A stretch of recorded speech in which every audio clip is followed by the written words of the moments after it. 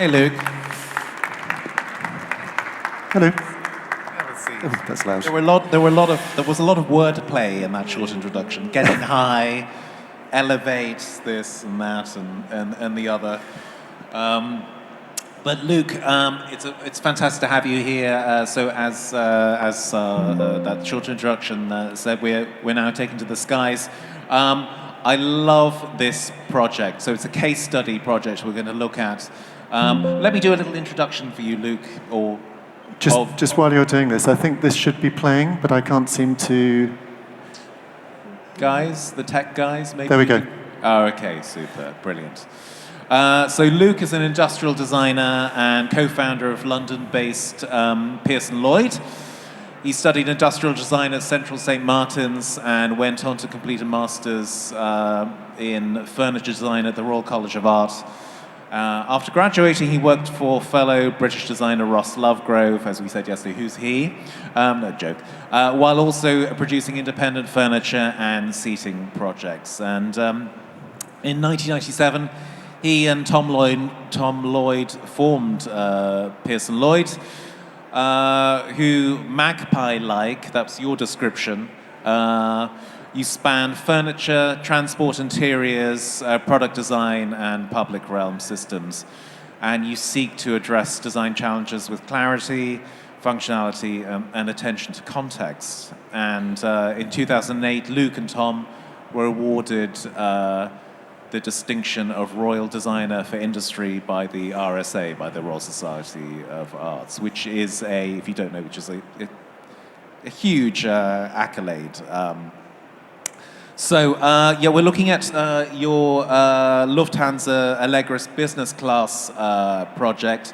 I mean, first of all, though, are you a good traveler? Because last time we spoke, it sounded like you were traveling a lot, and there was a reference to lower back pain. Well, I don't really like traveling very much anymore. When I started the studio, really we started the studio because I had this incredible compulsion to get out into the world, find clients with different cultures, meet people with different outlooks. So for me, setting up my studio was really a vehicle to travel. But then over the next 20 years, we found ourselves being successful getting clients around the world. And I was traveling every 2 weeks I was on an airplane. And then COVID happened, and I suddenly realized how much I liked being at home. So the irony is that now I dislike, in a way, getting on a plane. I'm also quite tall, so they're not the best environments, let's face it, for tall people. That sounds like you need to always travel first class. This isn't working, by the way. Is it... I have no control here. Oh, there we go. Yeah, so this is a high-profile project. It is, I imagine, quite daunting, right? Well, when this particular project we started in 2015. We'd been working with Lufthansa. We did their previous business class, we did their economy class, and then we worked for Star Alliance, which is obviously they're part of the Star Alliance group. And they came to us and said, and the funny thing was we'd just finished doing the last business class and we're feeling a bit relieved. And then they said, well, we'd like you to work on the new one. Now, what was interesting for us was that they then became a group with Swiss and Austrian, so it was very big. Now, this slide actually represents the scale of the project. So there were 3 brands, Lufthansa, Swiss, and Austrian, with 3 different heads, in a way. Within the context of the fleet, there are 8 aircraft. Now, in terms of architecture, all the aircraft are completely different. And you've got Boeing and you've got Airbus, which means you have different rules. There were 9 manufacturers that we had to work with outside the Boeing and Airbus, and there were 23 programs. So basically, there were 23 projects for this to design 1 seat and 1 cabin environment. So it was huge. And I'm not really a project manager, so yes, it was scary. particularly when you kind of, there's an industry that maybe you, well, I mean, you'd worked on an aviation project before, but when you're coming to a completely new field, it's a learning curve. It was. I mean, on one level, I try and approach industrial design projects in a very sort of similar way. You have to identify the problem, if there is a problem to solve, or you're trying to discover opportunities to take people forward. There's not always a problem to solve. You know, sometimes what you have is okay. It's just you're looking for something optimum, and I think that is the human condition. We're sort of hardwired to try and create progress. Ultimately, we design products for people, and those products either create an environment or they go into environment. So people, product, and place is what we do. And yes, the projects are all different, but in a way, if you can bring it back down to those three things, then you can begin to dissect the problem. You have access. You know, if I looked at this slide, I would have had a breakdown and a panic at the beginning of it. So you have to break them down and try and analyze them in a sequential way, and then keep some space for a creative journey to take place. So let's. So tell us about the genesis of the Lufthansa Allegris business class project. How did it start? Where did it start? Is this moving forwards? I don't know why this is not progressing. Can we have a bit of tech help here, please? Okay. So in 2015, Lufthansa came to us and said, we'd like to look at the future of aviation. And the brief that they gave us was the master of space and time. So effectively what they'd identified was that when you travel, you're not in control of anything. And they said, what if you could create an environment where you were in control of it? How do we actually deliver that for the end user? And it was a strange brief, because in a way it's a paradox. You know, you're in a very controlled environment. You're in a sort of inside a tube. You're a captive audience. You can't get off. You can't control the time that you're on there. And you've got a very finite number of things that you can actually interact with. So the idea of becoming the master in space and time it's a kind of oxymoron in a way. But the brief for us was very challenging. And we thought, well, the market for us was going into a very one-dimensional, sort of very channeled, optimized commodity. And we felt that actually the end user didn't want that. We could see that actually real life was going in another direction. We all have more and more choice. We've got more and more tools to deliver choice and opportunity. And we are less fixed into sort of rigid formats of career, life choices, relationships. Everything is much more fluid and open. So the question was very interesting and compelling to us. And, you know, whether we could actually unpick that and produce these opportunities was obviously unknown at that time. But there's a hard fact, isn't there, that real estate on a plane is limited, right? I mean, isn't there a contradiction between trying to pack in as many passengers as possible and giving them a business class experience at the same time? Oh, sorry, wrong way. It is, and I think for me that challenge is what's super interesting. And you know, we're obviously at an architecture convention here, and we're in a huge building, and yet we're all huddled together very close to each other.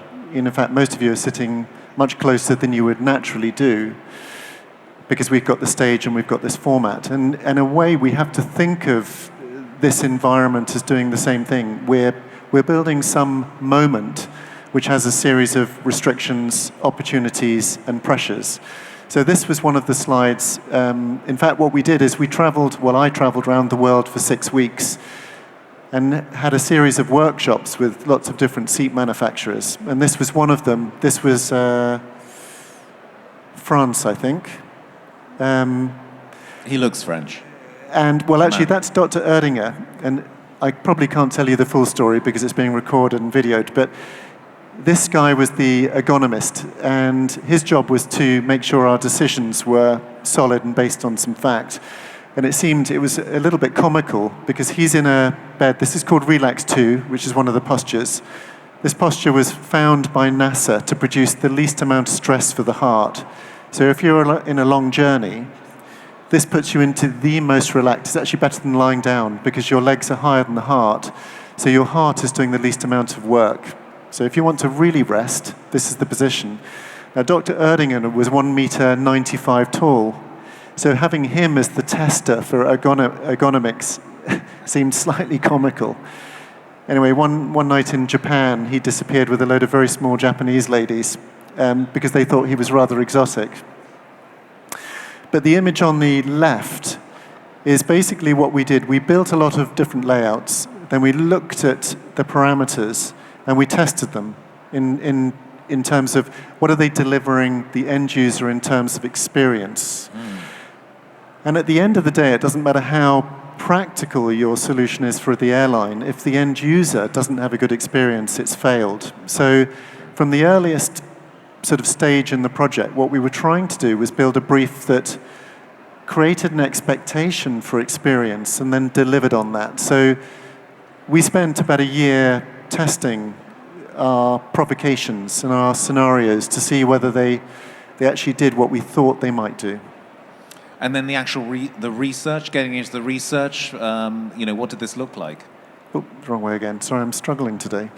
Well, some of the research was purely observational. And other parts of the research, we had to build scenarios. And then maybe the third part, we were looking at data. Now, Lufthansa, I'll show you a couple of slides in a minute, which are more anecdotal, but Lufthansa had there are some people in the audience that probably don't remember life without mobile phones, and there are other people that are still trying to work out how to use them. So Lufthansa had a sort of captive audience, and they had for decades. People are buying Lufthansa tickets because it's a very proud German carrier. And actually, when I started traveling, I went to my local travel agent who would find me a ticket because there wasn't the internet. So unless you phoned somebody up to say, I want to go to New York, can you find me a good ticket? You didn't even know about other airlines. You didn't know what the seat looked like. You didn't know what their prices were. So you were in somebody else's sort of sphere of control. As a result, Lufthansa had this core set of customers, which effectively were white middle-class males, CEOs, company leaders, between the ages of 37 and 58. And that was it. And over the previous 8 years, we'd witnessed that something was changing in the market, and that actually, with the advent of the internet, I can go on and say, I want to go to New York. And suddenly I realize, well, British Airways goes to New York, or Air Mexico goes to New York. And then everything changes, so loyalty becomes questioned. The other thing that was happening was, obviously, we have Me Too, an awful lot more women in power. In fact, there were always women in power, but they weren't really talked about. There was Gen Z arriving, entrepreneurs. The richest people in the world are now, under 40, as we've just heard with the yachts. We're in a very strange dynamic moment. And also we have a shift in demographic because of the internet and because of changes in economic power. China now has more gold than America, apparently. Africa has the fastest growing population, and we have 1.3 billion people in China, but when we get to 2100, so in another 70 years, it will be half that. So the world is changing very quickly. So this demographic that we have in front of you is not the demographic that Lufthansa currently had. And we said, you've got to change very, very quickly. So maybe more anecdotally, just looking at my life, when I started, when I was born, there were half as many people on the planet. This slide here represents the changes that we've seen as a design studio in the last 25 years. So we did a 25-year anniversary exhibition, and we thought, well, we won't do it about Pearson Lloyd, we'll do it about the world that affects Pearson Lloyd. So in the top, in the middle, there's a DVD. So, we all grew up with black LPs made out of vinyl. Suddenly we went to DVDs and we threw away our LPs. Then the iPod arrived and we threw away our DVDs. And now, if you go further down that list, somewhere you'll probably see Spotify or the digital revolution. You know, Kodak film, you know, Kodak was this huge company, and overnight, we suddenly went digital. So we're in this cycle of incredible change. And what's extraordinary is it's getting faster and faster and faster. So this was another aspect. We were saying, you're in this world that's actually very static. You're looking forwards, but you can't move fast enough. What's happening out there is happening at a pace we can't really grasp and get hold of. So it was a difficult business discussion to have with a company that wants to produce finite, concrete outcomes, but actually the world is beginning to shift very, very quickly. So we did inevitably have to produce some concrete outcomes for them, but... So you mapped out very clearly, and you presented that very clearly to the client of just how fast the landscape was moving. We're flying over the landscape, but and what the challenges were. And so, with your research, can you break it down further? What did you do? Well, I think that's a good question, because if you show them a slide like this, it'll just put them into a complete state of panic. Right, exactly. So what we said to them was, look, okay, you're a huge airline, and you now are a huge group. You fly to different destinations, and some of the aircraft literally go to certain destinations. So we took, and we said to them, you know, if I'm a business traveler and I have to work, my experience and my needs are different to, last week, for example, I flew to Mexico to see my daughter who's traveling. I didn't want to work. I just wanted to get there in the least amount of effort. I didn't want to arrive tired, and I wanted to be enjoyable. Now, if I'm flying from Munich to New York and I'm traveling in the day, what I do will be very different to if I'm traveling at night. And also, if I'm working for business, having a bar is not really relevant to me. Maybe having a nice bathroom is not relevant. But if I'm traveling with a friend for leisure, and I'm then wanting to arrive to go straight out to do something nice, then the bar and maybe the bathroom have a different impact to me. So we broke this down and said the experience for different travelers going to different destinations for different reasons is not the same. And yet you've been trying to design a seat that is the same. And we said there's a contradiction there. So underneath that, we then tried to represent these contradictions by very emotive scenarios. So these were just Photoshop collages to say, if I'm traveling with a friend and it's for leisure, we might want to play chess, you know. If I'm traveling on my own and I want to work, I want complete focus and privacy. And if I'm traveling for pleasure to then go and, you know, go to a dinner in New York, I want to arrive looking great because I'm going straight there. So we gave them these visual scenarios and also tried to, in a didactic way, try to break it down, say the experience cannot be the same. The product should not be the same. This is, I mean, what you're doing is through your researchers, you're analyzing behaviors and needs, but we're talking about a major investment on the part of these airlines and Lufthansa in particular. I mean, you have to future-proof this stuff, what you're going to deliver. How do you even begin to, or how do you map out future behaviors? Is that possible even? I think there are clues, and they're all around you. And what we spend a lot of time is picking things from different industries and saying, this industry is moving very quickly because of this reason. They need to, but is this influence slowly going to affect other industries? So we're always looking for clues, which is why the Magpie thing, we set out trying to do that, because, you know, all of us actually in our normal lives sort of transition between these different industries, and yet the industries themselves are quite myopic. So if you look at the end user, the clues are there, and if you look at specialisms within companies, other clues. But how do you stitch them together? Because, you know, prior to COVID, it was all about having real meetings and real interface.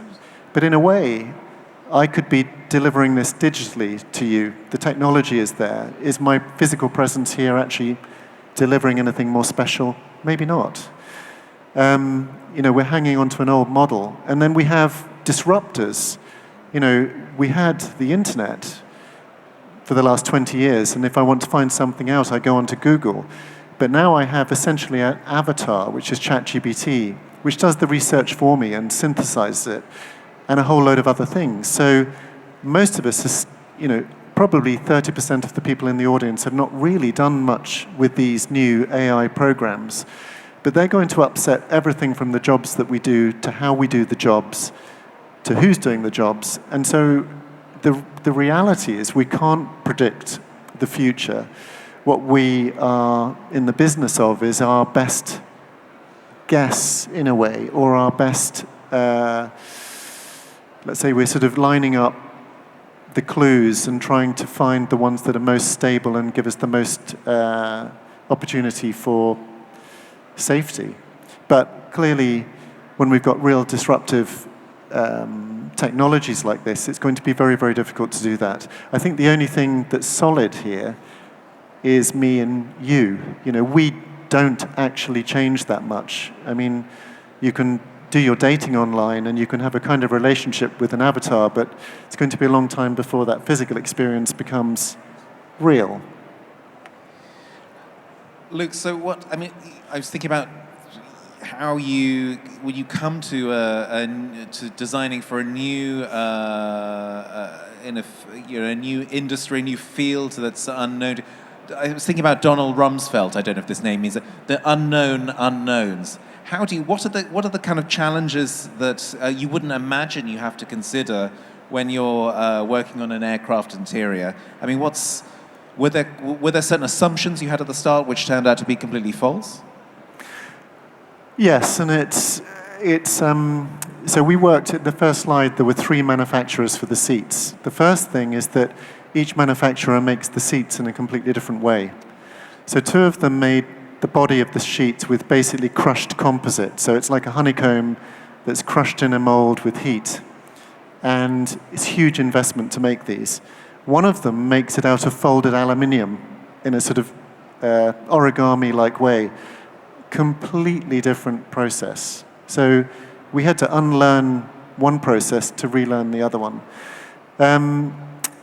But this is quite interesting. If you look at the screen, this is actually one of the elements that's most defining. This is a bit of high tech, and there's 3 or 4 manufacturers that make these, and you choose which type, Panasonic, or some of the ZSI or something. There's 2 or 3 manufacturers. They all have their own technology, and to put this bit of electronics on the plane, they have to be incredibly carefully tested. And what's crazy is it's so expensive and it takes such a long time that by the time you've designed the seat, this bit of technology is already out of date. So this bit of technology is sitting in this seat, but effectively it's already out of date. And you see that it occurs in every single, so in this is some of the seat layouts that we designed. It's in every single one of the layouts. The way the electrics gets to it, the thickness, the optics, it's all determining the layout of the seat. But we know that by the time the seat comes to market, it will be old technology. Things are advancing at such a pace. And it's a little bit like, I don't know what analogy I would have, but it feels like we're being held down by an anchor, which really shouldn't be there in the process, but nevertheless it's such a physical part of the design process. And it's very restricting, but it produces a sort of reality which it's very difficult to get your head around it as a designer. That's mad, that image of everything in plan. I mean, that's like Tetris or something, this intense kind of tessellation. What are the biggest trade-offs or compromises? I'm just trying to move this slide forwards. So I guess this slide represents the 2 biggest trade-offs. If we polarize the experience, the physical experience you're wanting to entertain, one is I'm awake, I'm sitting, I'm active. Now I could be talking to Simon, or I could be doing my own thing. And the next one is complete privacy, which is the sleep experience.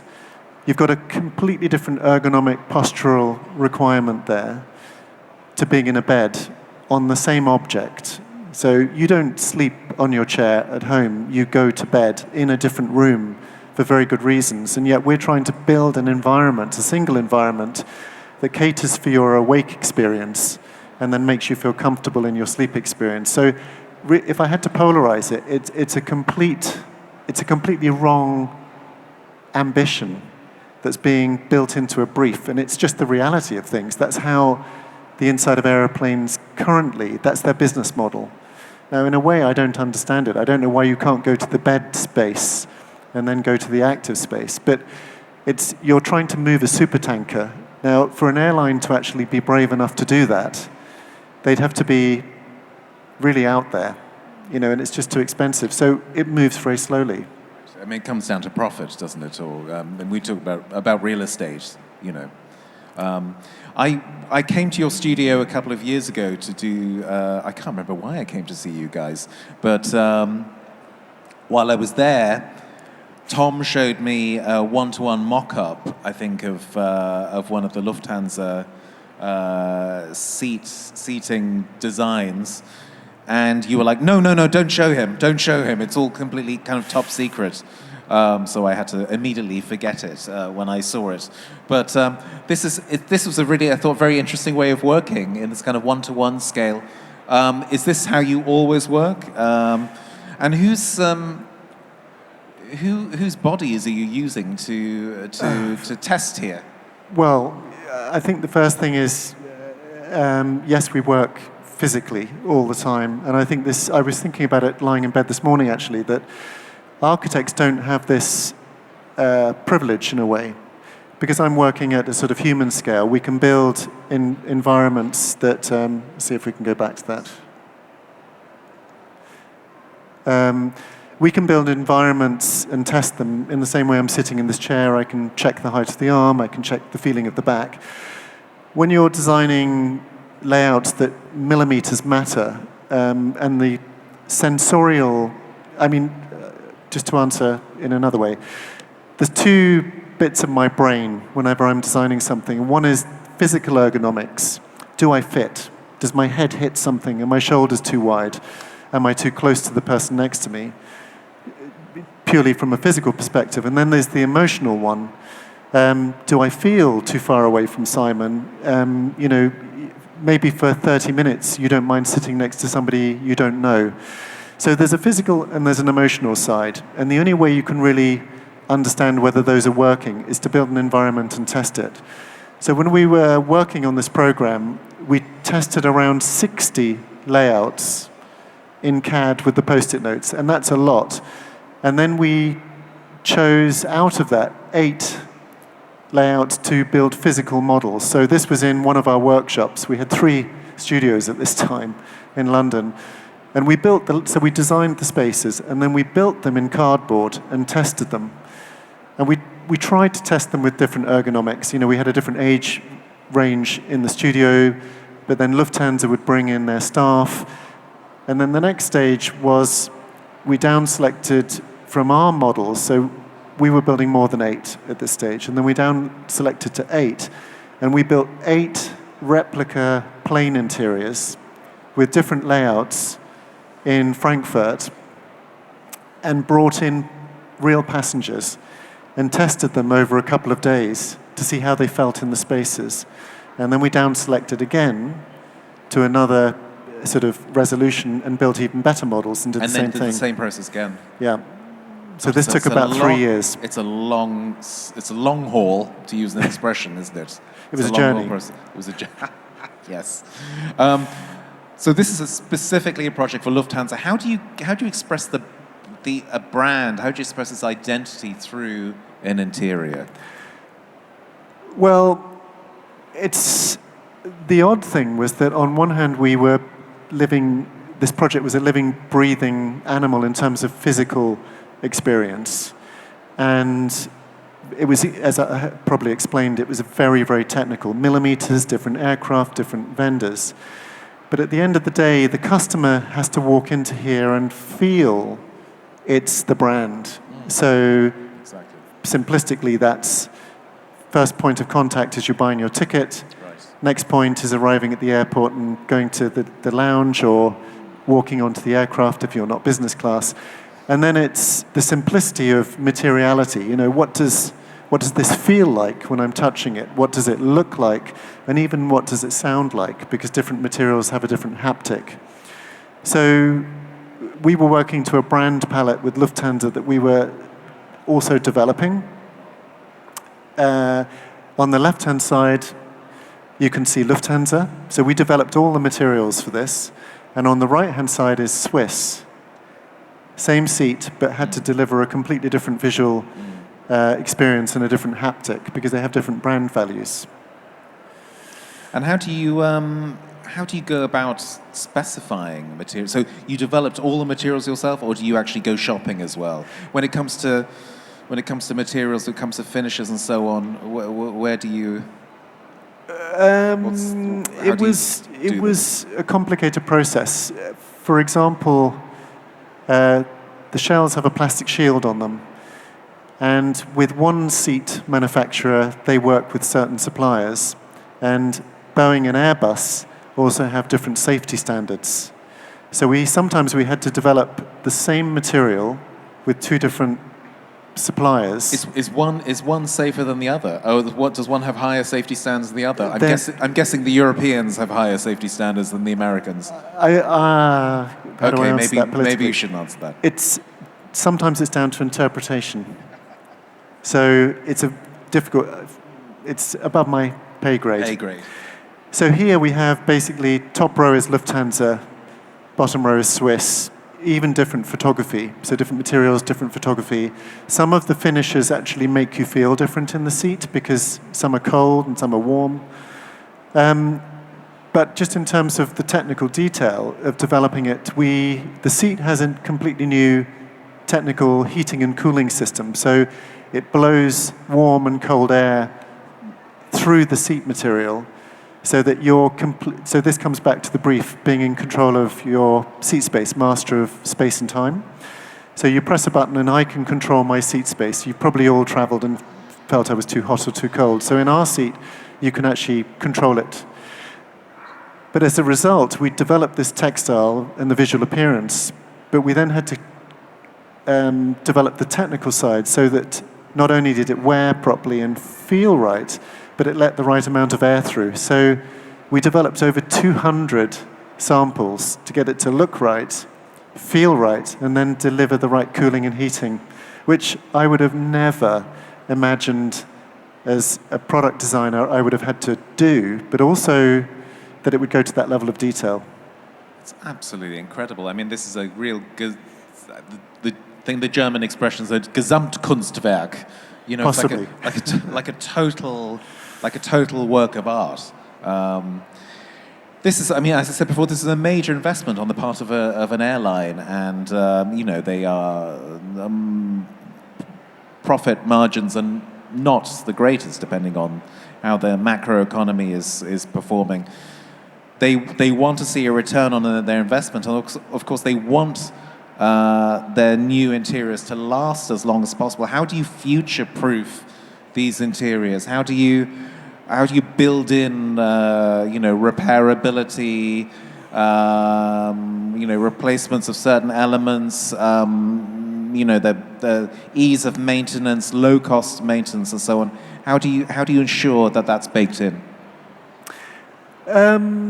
It's tricky. I'm just actually going to move forward. This is the last slide, but I just realized nobody knows what we designed. So this is the cabin. And what's different about it, you've got 5 different seats. Actually, in marketing terms, you have 5 seats. There are actually 8. So at the front of the cabin, we have almost a first-class experience. We have an enclosed suite. The center goes down so that you can share with your partner or have privacy. Behind it, you have what we call the throne, which is called focus. So you have a lot of space. So if I'm working or I've got to prepare, huge amounts of privacy, huge amounts of space. Behind it, we found that if we optimized the cabinet space, we could give an extra long seat. So actually, there's 2 meters of bed length there, so basketball players can fit. And then at the back, we have another shared seat, so the whole console goes down, so you get a bed experience. And then on the back, on the sides, we have the facility to take a baby. So, and then we have a standard privacy seat, which is by the window, so that's on the bottom.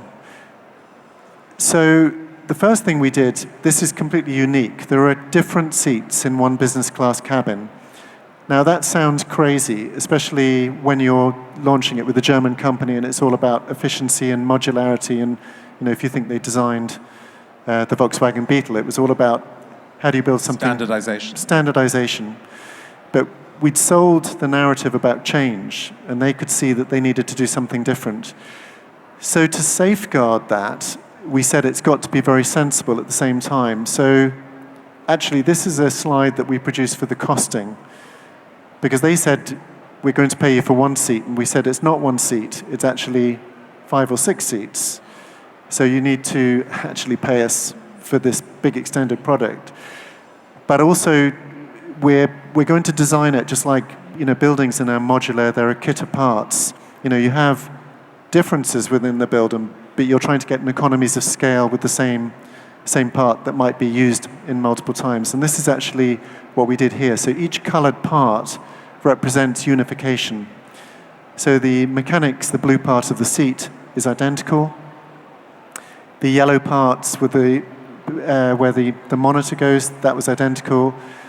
The green parts were used multiple times. And then the red part of the shell, in fact, we designed this so that the red part of the shell could be used with different parts of different shells, which gives you the completely unique layout. So actually, we built a sort of modular Lego-like Tetris layout, so that.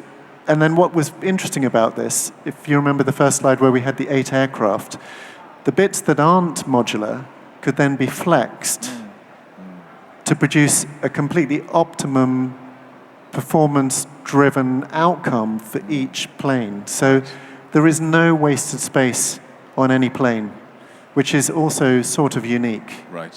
So we were using modularity and variation to allow each aircraft to be absolutely optimized, which then give us further advantages.